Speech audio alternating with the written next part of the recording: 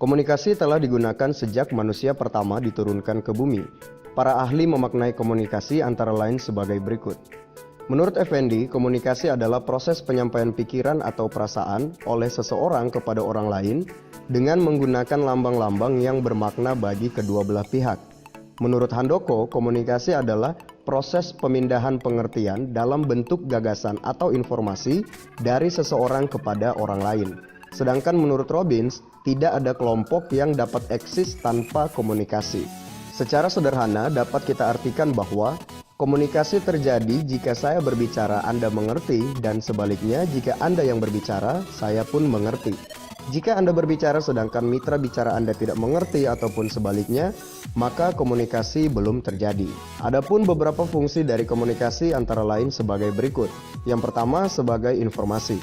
Komunikasi membantu proses penyampaian informasi yang diperlukan individu dan kelompok untuk mengambil keputusan dengan meneruskan data dan menilai pilihan-pilihan alternatif.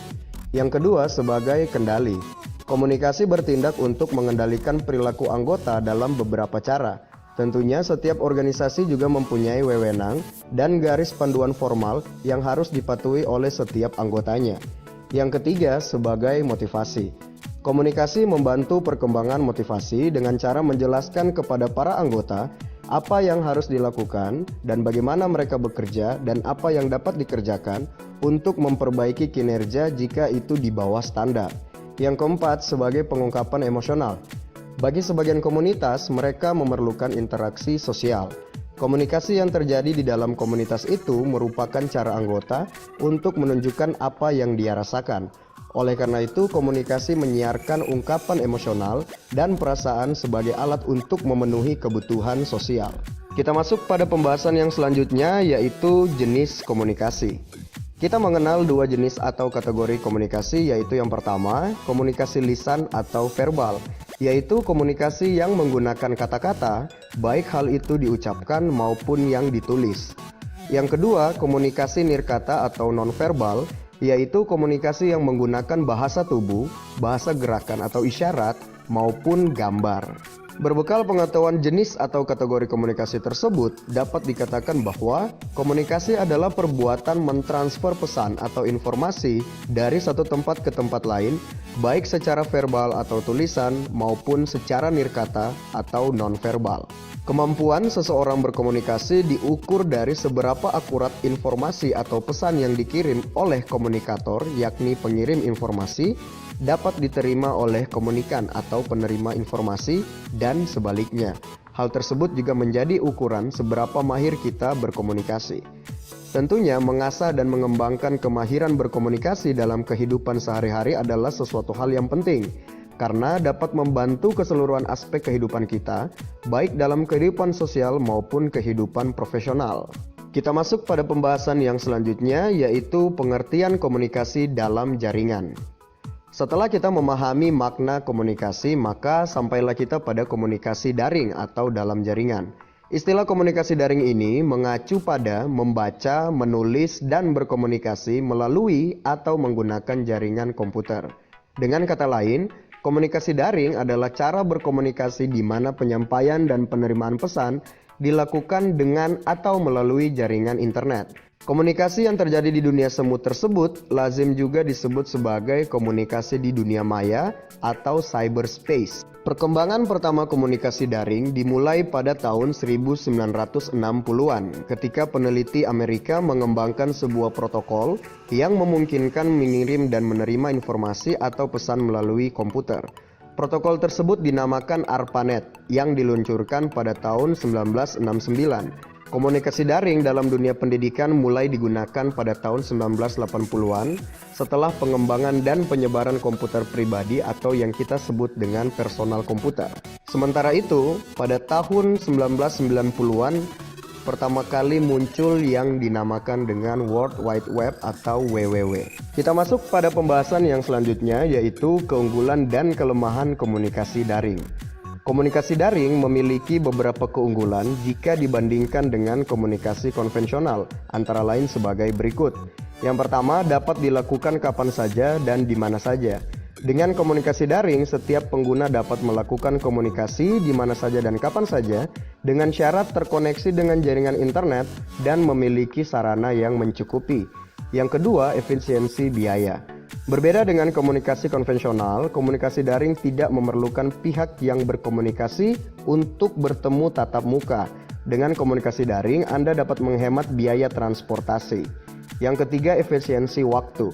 Komunikasi dapat dilakukan dengan cepat tanpa harus membuang waktu dengan melakukan sebuah perjalanan.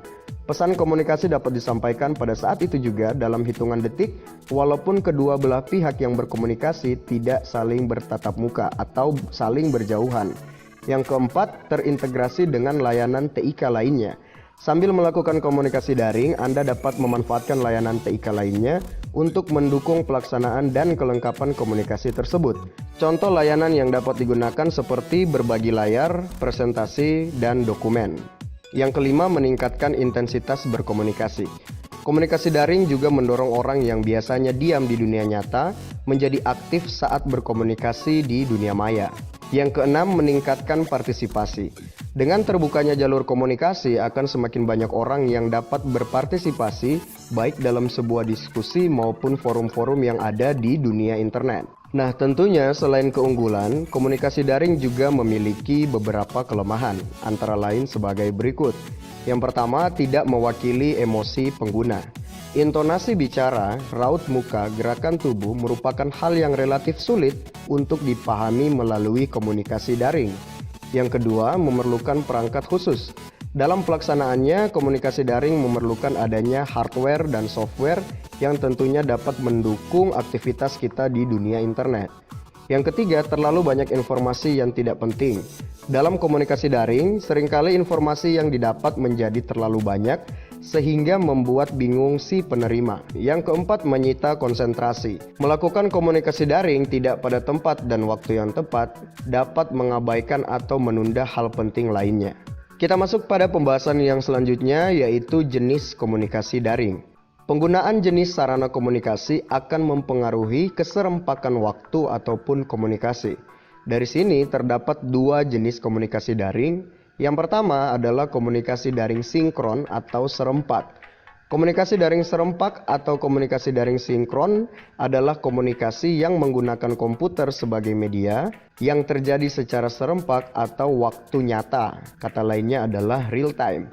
Contoh komunikasi sinkron antara lain sebagai berikut. Yang pertama adalah text chat, yang kedua video chat. Jenis komunikasi yang selanjutnya adalah komunikasi daring asinkron atau tidak serempak. Komunikasi daring tak serempak atau asinkron adalah komunikasi menggunakan perangkat komputer dan dilakukan dalam waktu tunda atau delay. Contoh komunikasi daring asinkron adalah sebuah email, forum, rekaman simulasi virtual, serta membaca dan menulis dokumen daring melalui World Wide Web. Pembahasan yang selanjutnya adalah komponen pendukung komunikasi daring. Terdapat beberapa komponen yang harus tersedia sebelum komunikasi daring dapat dilakukan. Komponen-komponen tersebut dapat kita kelompokkan menjadi 3 bagian. Yang pertama adalah komponen perangkat keras atau hardware. Contoh dari perangkat keras yang diperlukan untuk melaksanakan komunikasi daring adalah komputer, headset, mikrofon, serta perangkat pendukung koneksi internet. Yang kedua, komponen perangkat lunak atau software. Contoh software yang biasa digunakan dalam pelaksanaan komunikasi daring antara lain Skype, Facebook, Google+, WhatsApp, dan lain-lain sebagainya. Komponen yang ketiga adalah komponen perangkat nalar atau brandware. Yang termasuk dalam komponen ini adalah manusia sebagai user yang terlibat dalam penggunaan serta pengaturan perangkat lunak dan perangkat keras untuk melaksanakan komunikasi dalam jaringan. Itulah pembahasan mengenai komunikasi dalam jaringan, dan sampai di sini dulu video pembelajaran kali ini. Sampai jumpa pada video-video pembelajaran selanjutnya. Sekian dan terima kasih.